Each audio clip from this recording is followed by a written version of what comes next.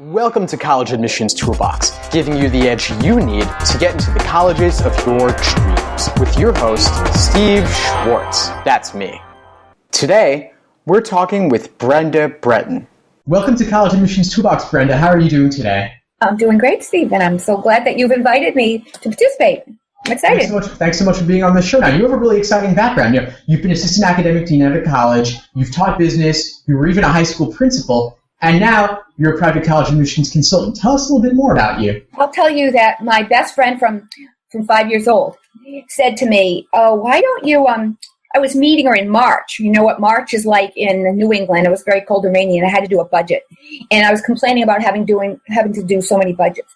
And she said to me at lunch, "Well, why don't you quit?" And I said, "What am I going to do?" And she said, "Well, we could start this business." And her background was human resources. So I was so grateful that someone pointed out to me that I could actually do something other. So my personal life, I think, my professional and personal life come together. I really love learning. I think I'm a perpetual student. So, and I don't think always students are excited about school. I think sometimes high schools can really take your love of learning away. I say that having been a high school principal. And I've also been in a college. I can see what happens. So I thought if I could put those two together and take my passion for really trying to inspire people to love learning authentically. There's got to be something like to love. That's basically how I got into the business, and it really encompasses my personal life. That's so wonderful to hear. You found a practice that you're really passionate about and enjoy. It seems like you're kind of at the intersection of these multiple worlds. Exactly. I mean, when you're in the high school world, you'll see all the things behind closed doors that people don't know. Sure. We won't reveal on this podcast. We won't reveal that yet. And then in the college world, I saw everything that went on behind closed doors on that world. But here's the families and students in the middle. And they have to be very wise consumers. How do you successfully use your high school, and how to go on to college, and how do you find a perfect match? So that was really great. And I'm a perpetual student. I take piano lessons, still taking piano lessons at this age. I'm running out of time. And I take art lessons. So I feel like that whole learning piece is crucial. And I love to read. So Sure. I won't give you all my passions, but I love art, I love music, I love reading. So great. So you kind of alluded to this a bit before, but what was that pivotal moment that led you to, you were a high school principal, and then immediately afterwards you started your own practice. What was that pivotal moment where you said, "I'm ready to leave the school and start working with students one-on-one"? Gosh. I believe that everyone can excel. I really think I have high expectations for people, and people will meet those expectations. And we were a very high-performing high school, a very strong high school. But I thought we could have been stronger. And there were some people who thought, well, why do you keep pushing us? We don't care if we're number one. And when someone said to me, "We're not interested in being number one high school," that was a pivotal moment for me. Oh, wow. And I'm being really honest. I said, "What? How can you not want to be number one?" And U.S. News and World Report just ranked the high school. We used to be in the top 3, hover between 3 and 2. Now it's down to 7. And I don't like that. It's still on my resume. So I like to be with people who want to reach. However, some people feel that reaching, like, "Oh, I can't do it." I like to empower people to say, "You are capable of doing this. This is something I know you can do." And then they feel they can do it and they achieve it. And I think that's what I do in my practice, is where at one place, I'm not going to push them in an area they don't want to be in. But if they said, "Oh, I'm not really good at this," "Oh, we can make you good at this. We can get you. Do you love it? Do you like it? Do you want to be good at it?" Then we'll figure out a way for that to happen. Wow, Brenda, that's so important. It sounds like you're really committed to success and to motivation and to growing as an individual. I want people and I'm not criticizing high schools by any means at all. I don't mean it to say that way because they have so many people. But if I could do a one-on-one with someone to really have them, they're growing right before my eyes. I'm sure you notice that, Steve, that we start, they can be a sophomore, they can be a junior, whatever. But by the time they've made their college decision by May of their senior year, they've changed. They've transformed in front of me. So what we're both trying to do is we're trying to predict. We have to analyze where they are right now And then we have to predict where they're going to be, not only September of their freshman year, but where they're going to be senior year of college. So you kind of have to predict where they're going to, who they are and where they're going to go, how they're going to grow. And it's my job to kind of set that momentum for them so that they can grow into the person they're supposed to be. It sounds kind of hokey, but it actually does work. No, absolutely. I mean, you kind of have to kind of see where they're at and then see where they could be and, guide them along the way. It's definitely something I see in my practice as well.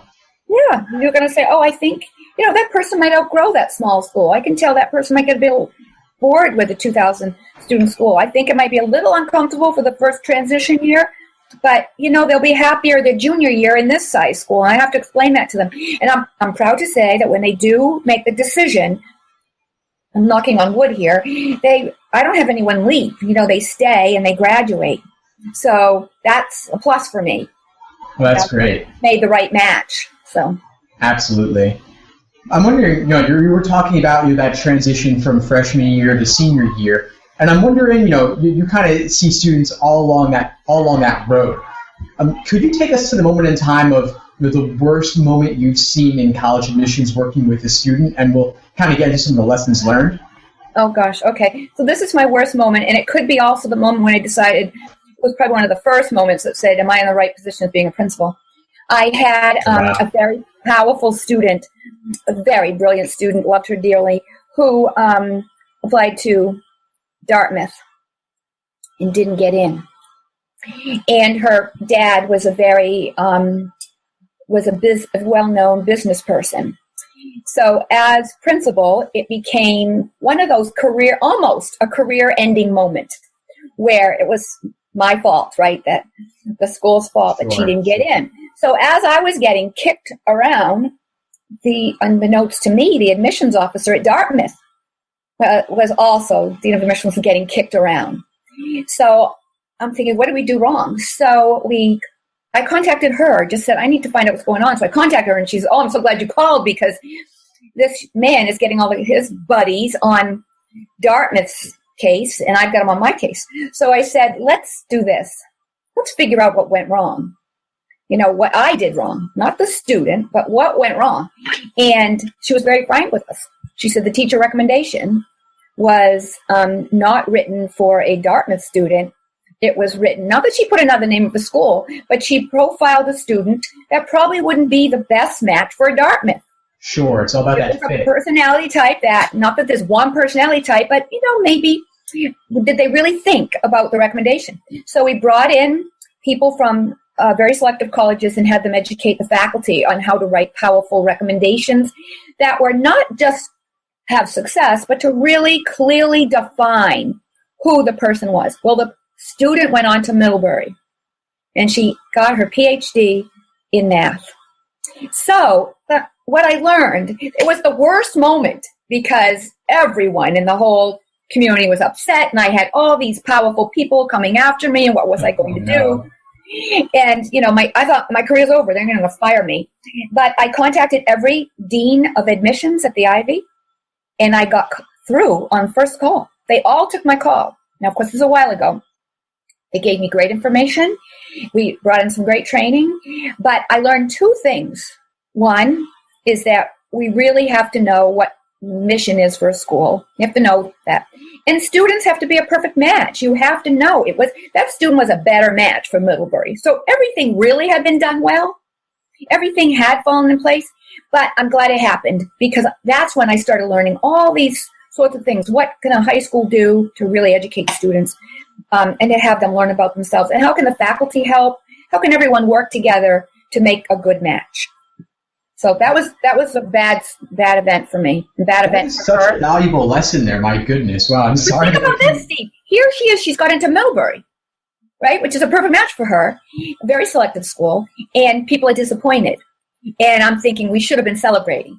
No, it's really a shame. But valuable lessons learned there. Really great insights that I'm hearing from this. The idea that you've really got to make sure that you're branding yourself as an applicant, not just to be a powerful, strong applicant, but the right fit for that school.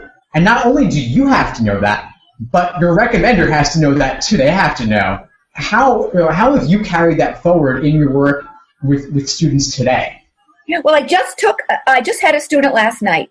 I said, can you please describe your only son? And the father said, well, he does what he's supposed to do. He's very task-oriented. We don't have to tell him anything. And we know that he sometimes is in some odd situations, but he always makes a good decision. So I've got good decision-making skills, very responsible. He was also resourceful. Like if he couldn't figure things out, he'd go get help from a teacher and he said, I just work in a grocery store. He worked as a cashier in a grocery store. So he's playing a sport. So we had time management. So we had all these different skills. By the time we got done, his mother said, we didn't realize that you really were this good. We thought you were good, but look at all these wonderful strengths. So then I said, who are the teachers writing a recommendation?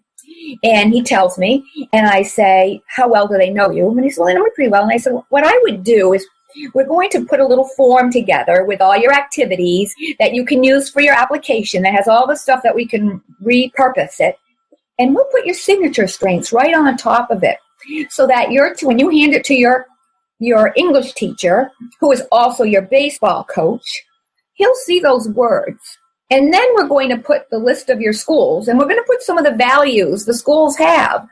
And we're going to then say, what are some of the examples? So I have this little template they use that he and the teacher. The hard part is the students. I think the hardest thing is asking teachers for recommendations. Sure. And so he did that right last night. He did it.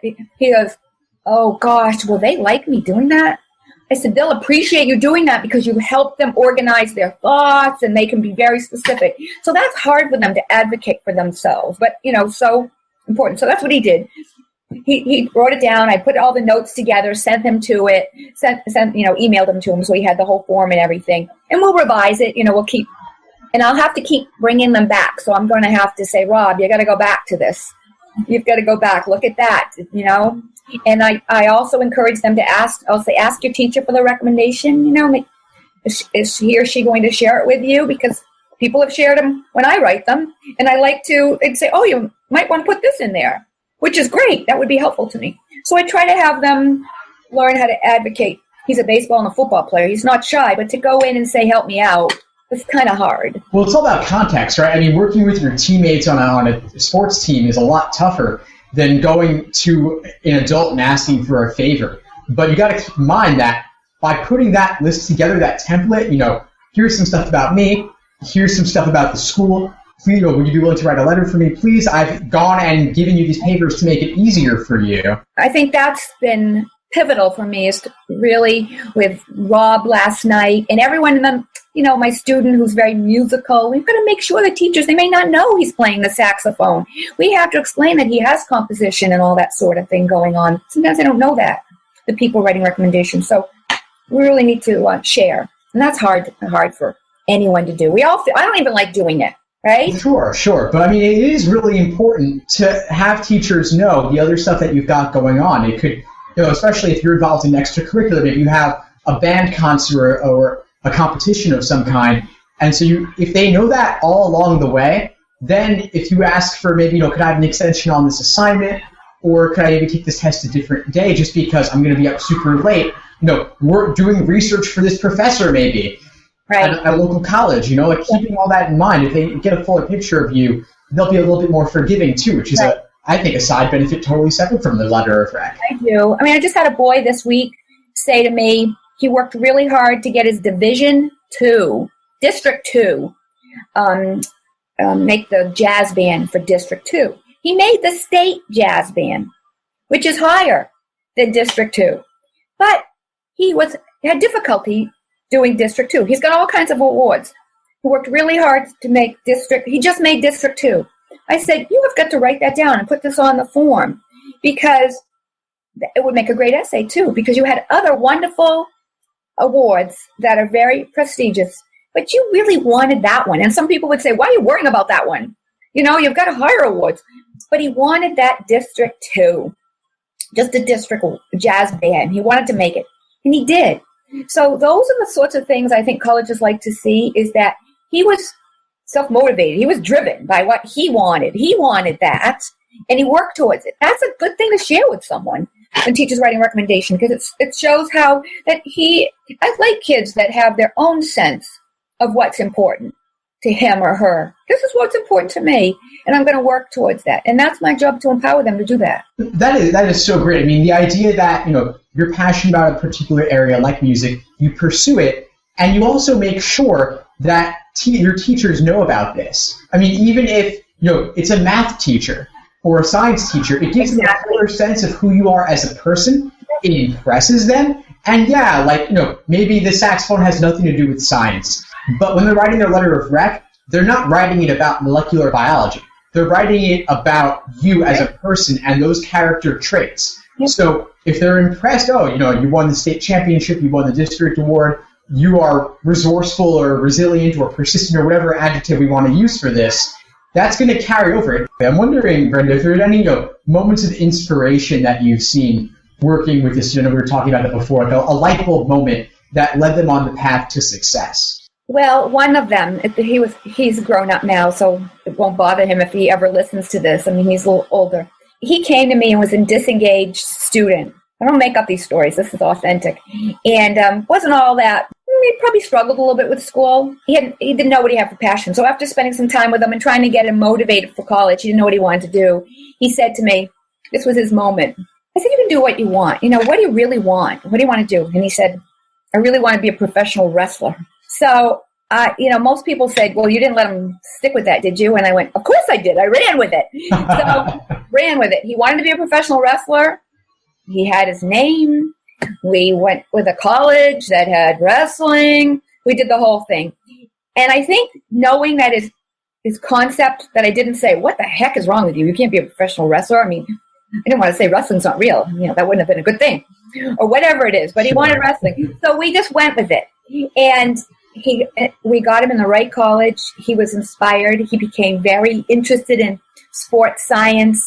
Needless to say, he got his master's in kinesiology. Wow. Training. Yep. And I think at that moment, it was when I learned that whatever they love, embrace it. Because I think they hear a lot of things like, that's crazy. You have to have a passion. You have to have something you love. And another story that I learned, that you have to be able to change on a dime. That parents, let them change on a dime.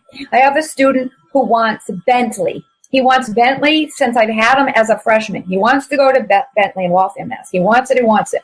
It's October 29th. We're about ready to do early decision of Bentley. He calls me up and says, Syracuse. That's a big switch. Yeah. So I could have said no, which I felt like, no, you can't go to Syracuse. We're all ready to go with Bentley. He says, I want Syracuse. My mom said I could fly up and see Syracuse. I go, all right. I say to him, all right. Calls me from Syracuse. I want Syracuse now. We don't have Syracuse anywhere in this. It wasn't even in the profile. So we worked like the dickens to get the essays figured out. He gets into Syracuse. He loves it. And he's graduating. So what I learned is I have to be able to shift at any moment. And they want to shift. If they are said to you for 14 years, 15 years, they want a certain college, and then at the last moment, they don't want that college, you've got to go with it. You've got to really run with it. And that happens frequently, Steve. Sure. I mean, you're young, you're in high school, you have one big moment that changes everything for you, whatever that might be. You don't want to suddenly stick with your old path and commit to being somewhere else for the next 4 years. So yeah, I mean, it's a big decision. You got to pick somewhere and apply to a place that you're ultimately going to be happy. And even if you apply to 10 colleges and only get into a safety where you didn't really want to go anyway, my personal opinion is hold off. Don't necessarily go down a path that you're not going to be comfortable with. Exactly. You're not going to be happy in the end. Don't stick with that. Don't stick with that path. But yeah, adaptability is important. Don't you think, though, if they've done a good job, if students follow the steps that you recommend, and you've really done some soul searching and some thinking, that for the most part, students do very well in the process? Oh, sure. I mean, those changes on a dime are certainly not common, and when they do happen, they're often outside of our control, certainly. You don't know what happened at school or in their social life or discovering something new. Those things happen for sure. But yeah, if you do a lot of that reflection and soul searching, and you're not writing your essays the night before. Exactly. You've had some time to think about it by this point. Yep. And so when you turn on a dime, you've got all your material still there. You have a better sense of who you are, and so you can change on a dime. So it's not frivolous, really. Absolutely. No, it's a really valuable insight there. Yeah. I'm glad that everything worked out. Yeah. I also have students that make decisions. I never laugh. Sometimes I want to chuckle, but I take everything they say seriously. But I've had students say, well, like one girl said to me, I can't go to Pennsylvania. And I said, why? Can't you go to Pennsylvania? There's too many dead people there in Pennsylvania. She must have gone through Gettysburg. That's what I'm thinking. Right. You see the cemeteries, that's what Pennsylvania is to you. So I'm like, okay, too many cemeteries. So, bad people make decisions. They can't get out of the car because their school color was maroon, and I hate maroon, so they're not getting out of the car to see the school. So sometimes, you want to chuckle, But I mean, some of those decisions about where to apply to college are they might sound silly, but then on reflection, they're actually a bit serious. I had one student who visited, a small liberal arts college and felt like everyone there was a hipster just by walking around, and they couldn't picture themselves. And the student was like, I'm more of a preppy or Abercrombie, Aeropostale kind of kid, and they're all wearing stuff that I just think is super weird. And so if you can't picture yourself there, that's not a weird basis on which to make a decision necessarily. I'm so glad you might not understand, but to me, that makes perfect sense. I agree totally, because I say to the students, moms and dads, you're going on all these tours, right? And you've seen those tours with a big line of people, and they're seeing all the buildings. And I say, get off the tour at some point and go sit in the Union. And get there on a Thursday night, a Friday night, or a Saturday. Get off the tour, sit in the Union, go in the library, look at those kids, see what they're doing for fun. If people are going into the city clubbing, then that might, and you don't like that, you're an outdoorsy sorts of person, that you like hiking and that sort of thing, that might not be the best match for you. If those kids really are, earthy, real environmentalists, and you're like a city person, that might not be the best match for you. So you've got to look. If it's a smaller school, the personality, you've got to find out what they're doing for fun. If it's a small school, you've got to find if they're doing poetry slams and you're not into poetry slams and it's a small school and that's what's happening, you really want to look carefully there. And that's happened to some of my kids. They get there and they say, I'm not into English. I'm like, well, I'm not into this reading and a cappella. The social life aspect is so important because it's not just the classes you take or what these beautiful buildings look like. It's the people. You're going to be with people. You're going to be with other students. You're living away from home for the first time, maybe, and that's going to be really important. Is the social life. I always tell kids, go to the dining hall, sit with some actual students there, get away from mom and dad a little bit, get a sense of the real deal, look at the flyers where extracurricular activities are advertised, and you'll really get a sense of, you'll get a real sense of what life would be like there, because you don't want to just get the school's take on things, which is all sanitized and whitewashed and the fancy brochure where they handpick certain kids. You want to look at who's actually there. But it's part of the process. Then around October, November, you start settling in and say, you find your group of friends, you find your social circle, and then things are smooth sailing from there typically. Right. Yep. And March, it'll be all set in March. By March, you're all, you feel like you've been there your whole life. Yeah. No, so many valuable insights, Brenda. Thanks so much for sharing them. I want to move now into my favorite part of the interview, which is the lightning round. I'm going to ask you some rapid-fire questions. You give me some rapid-fire responses. Are you ready? I am. Great. What's your number one piece of advice for the college admissions process? Start planning early. Definitely. So important. And if a mom's listening right now, it doesn't mean go to college tours. It just means that if you're driving, across the country and you happen to be driving by a college, just stop so your child can see a college. Take a pit stop, get a snack, go on the campus in the Union, pick up a magazine, get something to eat, look around and say, this is what college looks like. Get back in the car and keep going. Yeah, you get a sense of what you like, what you don't like. That process, the longer, the better. Definitely. Could you share with us one habit that you believe leads to college admissions success? Reading. I know. Sorry, listeners, but reading. We didn't say read what, though. Maybe you could read something you enjoy on the side. I think anything. If you're a young person, you like sports, read Sports Illustrated, read football magazines, read comic books. I don't care what you're reading. You're reading all day. Can be anything. Read online. Read anything at all. If you like something, people say, I don't like to read. Well, do you like reading about baseball cards? Read about baseball cards. Do you like graffiti? Read about graffiti. Read anything at all. Go online, learn how to do more. Anything. Sure, and it's also one of those ways you can discover that passion that you then pursue down the line, maybe on the side as an extracurricular of some kind. It doesn't have to be a book. Yeah, no, absolutely. You could read online too. Now, speaking of reading, what's one book that you believe no college applicant should be without? Well, I'm going to say A Parent's Guide to Paying for College by Dick Preston, and I'll send you the link. It's an ebook right now. The other site is The College Solution by Lynn O'Shaughnessy. She's really good too. That's a great one. Yeah, we'll link to the book and the website both. Yeah, those are really great. Thank you. What are you up to these days, Brenda? What's next for you? What are you working on? Well, in my business, I really am trying to find really good visuals to help people organize, because some things can be kind of boring and the applications can be boring, but trying to use some visual tools to help people learn about themselves, like I was talking about signature strengths, how to connect colleges and their variables. So I'm trying to do that. I'm always trying to stay on top of the technology, how to really be able to. I'm trying to do little snippets with kids if they have 10 minutes or 15 minutes. Just do a quick video conference. Let's just do 15 minutes. Bang. I can get you through. Especially if you're stressed, give me 15 minutes. I can get you over that. 10 minutes. So I'm trying to be available in little chunks. And so it's more that sort of finding ways to inspire people and to use their time wisely. That's what I'm always trying to do. It's hard because there's so many things on their demands on their time. How to use Facebook, Instagram, all the social media to really make the connections with the school. So I'm doing a lot of that social media. And learning. I mean, I constantly have to keep up with all of this, and I visit colleges a lot. So those are my priorities: being on campus, doing research online, and trying to keep it current and digestible for my families.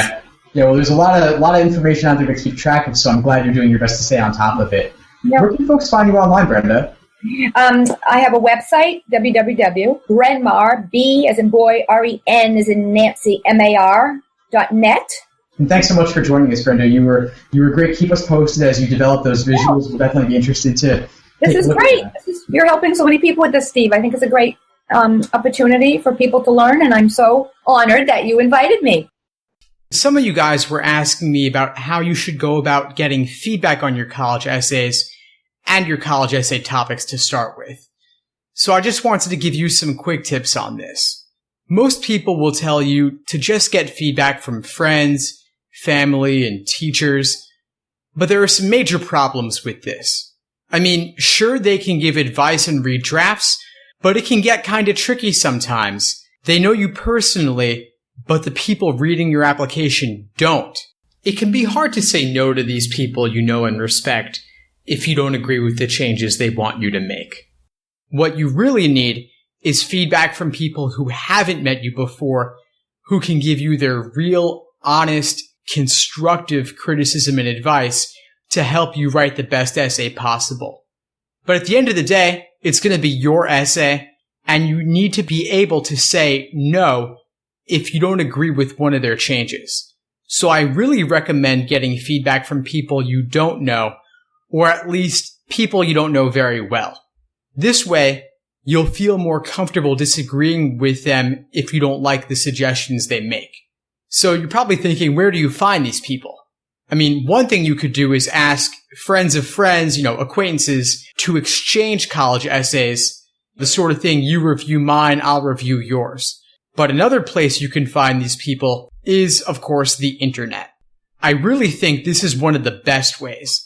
There's just something about the internet that makes it easier for people to get really honest with their feedback and share what they really think about things.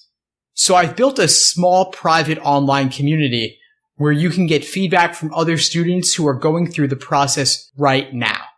By working together with other students, you can share advice and get feedback on your college essays. You'll also get feedback on your college essays from me personally. This private online community is just one of several resources I've put together.